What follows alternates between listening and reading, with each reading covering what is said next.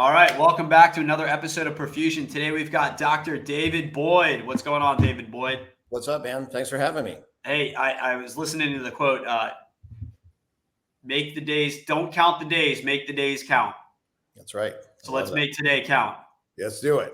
Let's do it. All right, so tell us a little bit about yourself and what you're up to. Well, I mean, the background on me. So I was a primary care physician for a good part of my career, and I've been a physician now for, gosh, how long has it been? Man, 20 years, which has gone by pretty quick. But how old are you? I'm 46. Okay.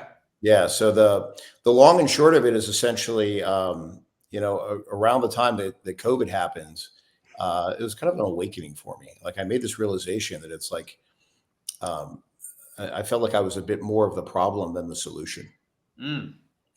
Because you got to think about it. As a doctor, you felt this way? Yeah. Because at this point, like at that point in my career, I was I was working in the hospital, so I was taking care of folks in both like the main hospital, the emergency room, the intensive care unit, and with that, COVID basically highlighted how unhealthy, really, just as a people we are in the United States, right?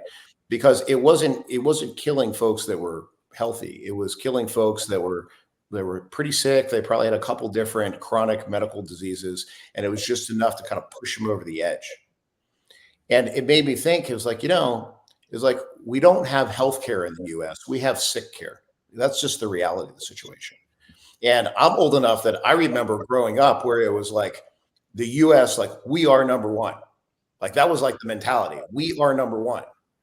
And the reality of the situation, especially when it comes to our healthcare, is we're like not even in the top 40. Like we're below like Kenya. Yeah. Oh, no way. Who's number one? I don't know. It's like it's one of the European countries. Probably like Norway or Sweden. Yeah, something like that, right? So this is what I mean. Is it's like it was kind of like this.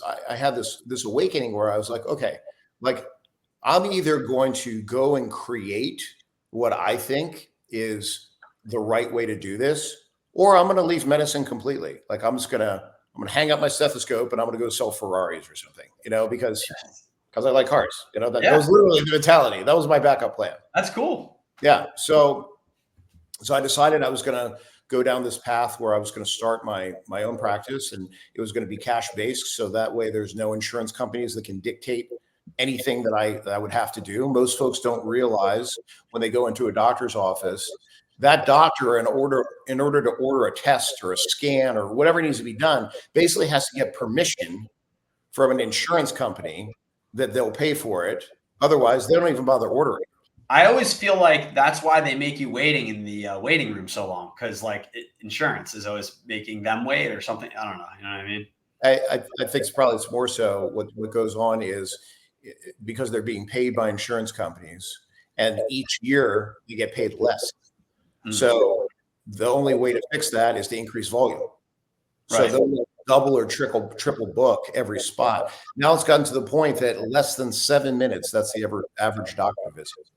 So you'll call and you'll get an appointment 3 or 4 months down the line. Mm-hmm. So you've been waiting all that time. You get to a medical office, you sit there for 2 hours in the waiting room, right? You're putting everything on hold, and then when you get back, what I do, I leave. I will just literally, I don't know the last time I've been to the doctor. I'll just leave. Precisely. I want to redefine healthcare. I bet you do too. Yes, absolutely. That became my mission. And in the process thereof of starting a business, which I knew nothing about, I fell on my face over and over and over. And I didn't realize that's the path of entrepreneurship. So what was really cool was, as I was falling on my face, when I would attract new patients and things like that, they happened to be entrepreneurs. And like any entrepreneur is always interested in well, hey, how's your business doing? So I would get these little pearls of wisdom along the way and encouragement. And it was essentially the message that was passed to me was hey, look, entrepreneurship is not a linear thing. There's ups and downs, but you just keep pushing forward. It's perseverance, and you have to keep pushing forward. And I did. And as I did, like, sure enough, like, figured out some stuff along the way. And now, like, I'm super grateful to be where I'm at. Now I'm the private physician to some of the top entrepreneurs in the country. And it's pretty amazing. And you're based in Phoenix or Yeah. Scottsdale? Is Yeah, it? I'm based in Phoenix, but I take care of folks all over the country, so for certainly folks here in Arizona, but I have other folks that, they'll typically fly in. We put them through a very extensive executive physical, extensive enough that I have it trademarked as the ultimate human analysis for a reason, because we truly go above and beyond any other, executive physical health program that's out there. And then the whole point of doing this is to try to find problems when they're small before they ever get out of hand. And then the next step to that is to reverse engineer what success they want. What I mean by that is, someone who's a $5 million a year person that wants to become a $10 million a year person. Those are two different people. So in order to make that happen, that's when it's like, okay, what do we need to get dialed in for you? Like, do we need to get you more fit? Do we need to get you to sleep better? Do we need to get you to have better sex so that you feel more connected in your relationships? Like, what is it that we need to reverse engineer in order for you to have that growth? Because the bottom line is health truly is wealth. Right. And so the healthier you are, literally, the more money that you make. Yeah. So it's called Blind Spot Medical. I love that because thanks. You can't see, right? Like, I follow this guy. Have you heard of Brian Johnson? His saying is like, "Don't die." Are you familiar with him? Yeah, he's like a tech multimillionaire or something. Yeah, he founded Venmo and then sold it, and then he looks like he's from Gattaca now. So he's like trying to reverse aging, and his big thing was, I found the blind spot, and that got me interested in reversing aging. Yes. So what encompasses executive? What is it called? Executive. An executive physical is commonly what's referred to. Yeah. So is it what is that? Is that like a day? Is it a half day? Is it 2 days? The way I do it, we spend about a day together. So it's I'm there with folks as they're going through all of their scans and everything. So we do scan it essentially the entire body and use different modalities, both CT and MRI when it's most appropriate. Before that, we do extensive blood work. That's all customized to the individual. So, depending on their family history, their personal history, what exposures they've had, all of us have a past. We've all, drank or done drugs at some point, or, maybe slept with someone that afterwards you're like, probably shouldn't have done that. That'd be Alex. Yeah. So everybody's done stuff, right? So it's like all those things can catch up with you over time, though. So you have to make sure that you're looking, very, very closely. And then after we go through all that, sit down, go through everything together, which, mind you, is all done same day. So when you make the parallel to whenever you've gone to get like an imaging study or something before, let's say if you went, you get an X-ray or an MRI or whatever, you're usually waiting for results. So this we do them, and then I usually take folks out to lunch so we can connect over a meal, and then we'll sit down and go through all the results right then and there. Right. So that way somebody knows exactly where they're at. Then we address whatever issues that we find. Sometimes we find some pretty big things, sometimes not. Of course, we hope we don't find anything. We hope we give somebody just the golden ticket that says, hey, everything looks great.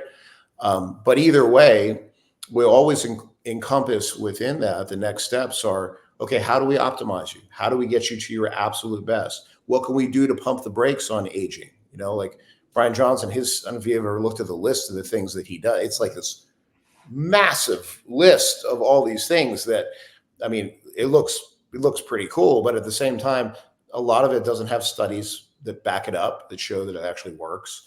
And it's pretty much a full-time job. It's like, I want to pump the brakes on aging too, but at the same time, I want to live my current life. Like, I want to be here, not just always worrying about the future, and what's the point of slowing things down if you can't enjoy the life that you're living? So what are some examples of regimens you'd prescribe to, like, say, a Fortune 500 CEO or a very big time entrepreneur to slow the aging process that wouldn't take up too much of their day? That's a good question. I can give you a general answer, because the reality is it needs to be precise. It should be precise for that individual. But there are some things that will work for absolutely anybody. And this is something that your listeners can certainly take and just, kind of glean from this to say, okay, well, what can I incorporate in? So one of them is and it really pertains to folks, I would say definitely over 40, but you can even say like 35 and up, both men and women. So one of those, there's been a lot of debate about it. You've heard of like NMN or NAD. Mm-hmm. And what this is it's a molecule that we all have, and within the mitochondria of our cells, that's the powerhouse of each one of our cells. So of all the billions and billions of cells that you're made up of, there's mitochondria that they generate this stuff called ATP. And ATP, adenosine triphosphate, is once that's cleaved, it basically will release an energy source. In order to make that reaction happen, we have NAD that makes it happen. Well, NMN is the precursor to NAD. If you look at the scientific literature, you kind of have two frames of thought. You have the NMN folks and the NAD folks. I fall on the NMN side, and the reason why is I equate it to, it's kind of like the difference between gasoline and exhaust out of your car. So you want to pour the gasoline in so that the engine will run and then make the exhaust. It's the same thing when it comes to NMN versus NAD. The NMN is the precursor, that if you give more of it to the cells, because as we age, that level drops. So if you give more of the substrate to the cells, the cells will do what they're supposed to do, and it'll convert into the energy that's needed. When you start using it, which, when it first came out, it was a pill form. And it didn't metabolize very well, because once it gets into stomach acid and so forth, it doesn't absorb as well. I use a sublingual version where you just put it under the tongue. You have to keep it in the refrigerator, and it absorbs very, very nicely. It's not like you're guzzling a bunch of caffeine where all of a sudden you're just wired. It's kind of this nice, slow ride of energy that you have that it'll slowly come down during the day. Usually it helps with mentation as well. And especially for men and women over 40, you'll feel the difference. So that's one quick, easy one. The other Where would you get that if you wanted to acquire some of that you're talking about, the specific brand? Yeah, the specific brand that I use is it's like a professional grade. So Full Script is where I would go. As a matter of fact, if you go on my social, so if you go to Instagram, David Boyd MD, I actually have a link there to my Full Script where folks can go, and you have to start a Full Script account and so forth. Most folks don't realize that when it comes to supplements, there's kind of like the consumer grade, and then there's a professional grade. It's kind of like if you go buy a truck, you have like regular grade and heavy duty. Same idea. So do they need a prescription? Is that what it means? Basically, yeah. It's not really a prescription, because but in a way it kind of is. It's basically a doctor saying, hey, it's okay for you to buy this. Versus like you going on Amazon and just buying it straight, like something similar on Amazon. It's the potency is just not the same. So that particular one that I'm referring to you get off of like Full Script. Same thing when it comes to resveratrol. So there was a lot of drama about resveratrol maybe about a decade or so ago. If you remember, there was what was his name, Dr. Oz. He talked about it on his show, and then there was studies that show, well, some studies showed that it did work, other studies showed it didn't work, and now they've done enough studies that it shows, well, it does, but you have to have the correct enantiomer.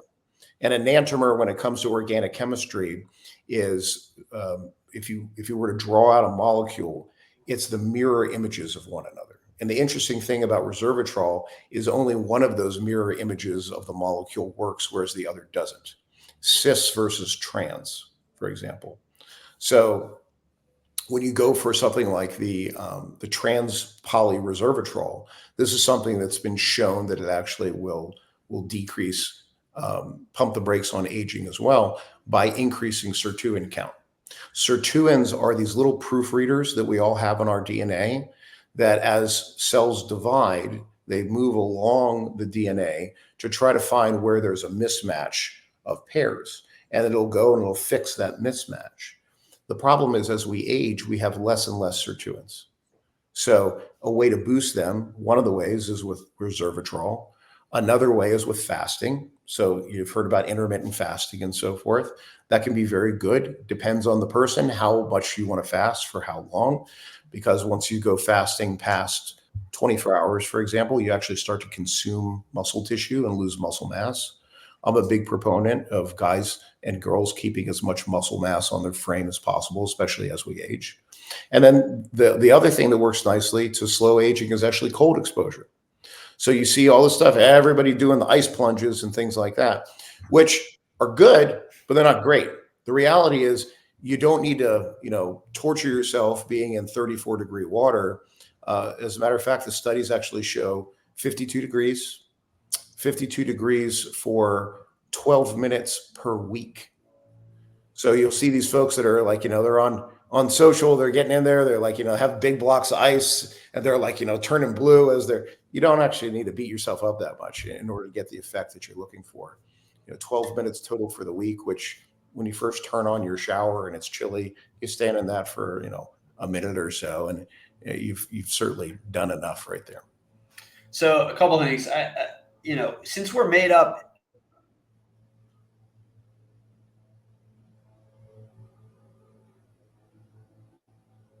do you think we can live forever?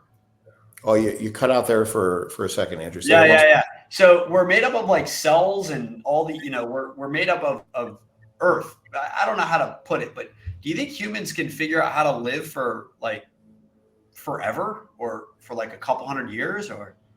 Forever? No. Well, what's the reason? Like the bones or?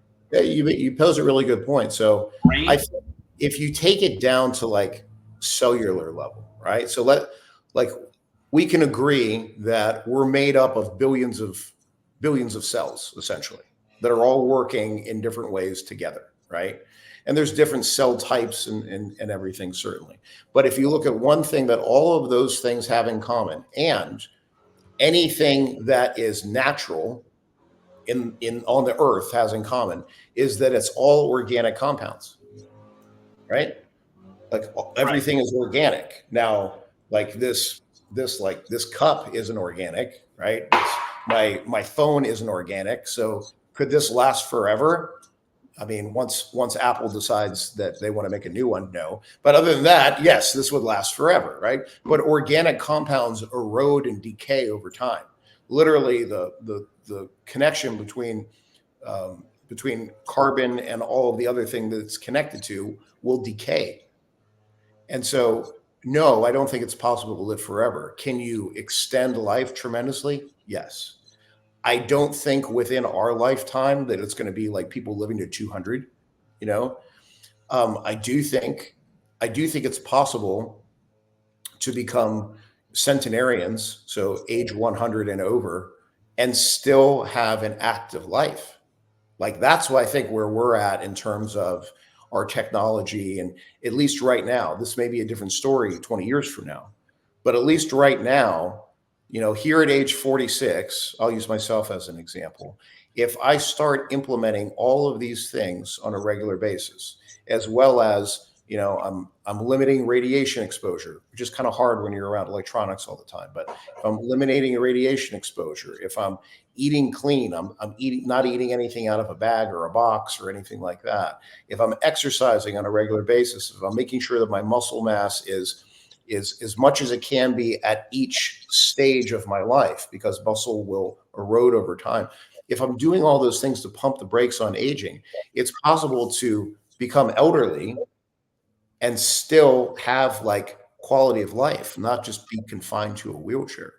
So I think that's more where we're at this point, which is a pretty exciting place to be. So you mentioned fasting. Like, what do you think about 3-day fast or 2-day fast or 1 day? Do you have any opinion on that? I've done them. I think the reality of the situation is you have to ask yourself why you're doing it. Like that's step number one, because there is something to be said about just mental fortitude and like doing hard shit because you want to be freaking tough. Like, you get in 34-degree water. Let me tell you, like anything else you deal with that day is going to be a lot easier, right? Because you've faced this tough thing. I think it's the same thing with like a 3-day fast. Is there a ton of benefit of doing a 3-day fast? Not really. once you get past the first 24 hours, then in terms of, you're going to start consuming muscle tissue and things like that. Will you lose weight? Yeah. But I mean, of course you will, because, just for you to run your normal functions for your body to keep running, it's going to take probably, 1,100 to 1,800 calories, depending on the size of the person and such. So if you deny yourself any calories after 3 days, about 3,000 to 4,000 calories, yeah, you're going to lose a couple pounds. And a lot of times folks will be like, oh, well, I lost some weight. Well, no shit. You didn't eat for a couple of days, So I think if you're doing it for weight loss, it's not a good way. You're just going to bounce, yo-yo. If you're doing a 3-day fast for mental fortitude, great. Like, prove yourself that you can do it. That's great. Make sure that you're staying well hydrated and all those things. And certainly if you have any medical conditions that, especially if you're diabetic or something like that, that's not a good idea. You have to make sure you check with your physician before you do something more extreme like that. But in general, I think doing a fast more than 24 hours is kind of a waste of time, because if you're trying to regulate your metabolism, if you're just doing it to be healthy, regulate metabolism, maybe save time, which, again, I work with a lot of busy entrepreneurs. I'm sure you're very busy as well. There are some days where you have so many things on your plate where you're like, you know what, to not have to prepare meals or anything would actually be great today. So you can move one thing to the other. If you take all those things and you look at it in a realistic manner of like, this is why I want to do a 24-hour fast, there's nothing wrong with doing that once a week, as long as, when you come off of it, you don't just go consume, as much pizza and ice cream as you can. Don't undo all the work you just did. Slide into your regular, good, healthy meal. And it's a good way to do a reset and kind of help maintain your metabolism. What would be a good source of like resveratrol? That's a good question. So again, there's, you go on Amazon, if you put in resveratrol, you find all kinds of stuff. And so you have to be careful where you get it from. I would watch the brand first and foremost. So like some of the nicer brands, like Thorne, for example, and I have no, I don't get paid by Thorne or anything like that. But I just, as a brand, I use them. I think that's a good one if you're going to buy consumer grade.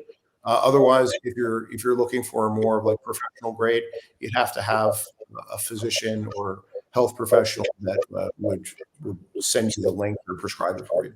And that could come through you, right? Yeah, certainly. Absolutely. And then you mentioned NAD. Is that also through a script or is there a commercial grade? Yeah. So, I mean, I like NMN more than NAD. It's the one version versus the other. So you can't take both? You can't take both? It's kind of a waste of time, to take both, But, on more of I like the sublingual as well. However, there's a company out there called Elysium that they made their product. It's combo effort between, I think it's Harvard and MIT got together and did or with Mass General or something. Like, it's legit. It's the data behind it is good. I think absorption is more so the issue. So if someone didn't want to use something sublingual, then a company like Elysium, I think, would be a good one. Again, I'm not paid by Elysium or anything. I'm just Are you familiar with David Sinclair? You probably heard of him. I always was wondering, okay, this guy's on social media. He push, right? These products, are they his products, right? Yeah, I don't know. I don't know if they are or not. I can tell you, I read his book. I haven't met him in person as yet. We have some mutual friends, but he's a legit guy. His research and everything is solid, and he's really kind of heading the charge for anti-aging. The one thing I would say, because I got to run here in a sec, but the one thing I would say just for your audience and everything is be careful of like biohackers and such. Like, I don't like the term biohacking because to hack something means to make a shortcut, and the reality is in life there's no shortcuts. So just understand that you have a lot of folks that kind of like make like an industry surrounding surrounding like all these different like, bits of data and everything. You have folks that will take those bits of data and then like, okay, here, now I have a product or service that'll do this. You have to do your homework, because the reality is, unless there's research behind something that proves a point, and here's the caveat, you ready for this? Research on humans. Because a lot of folks are like, there's thousands of studies that prove that this works. Yeah, on a rat. Yeah. What about a human? Yeah.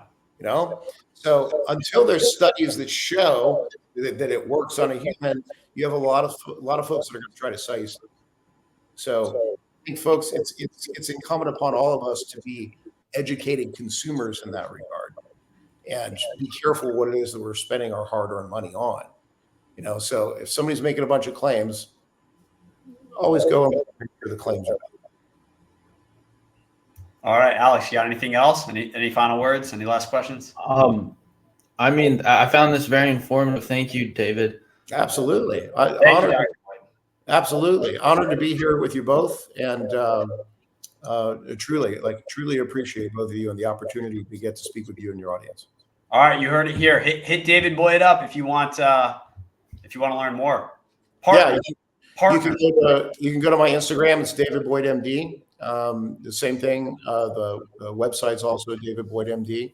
If you want to learn more about Blind Spot Medical, especially if you're a hard-charging entrepreneur that wants to escape the regular healthcare system and go to complete private healthcare. Redefining healthcare right here. All right. Thank you, Doc. Absolutely, man. Thank you. You guys have a great day. Bye. You too.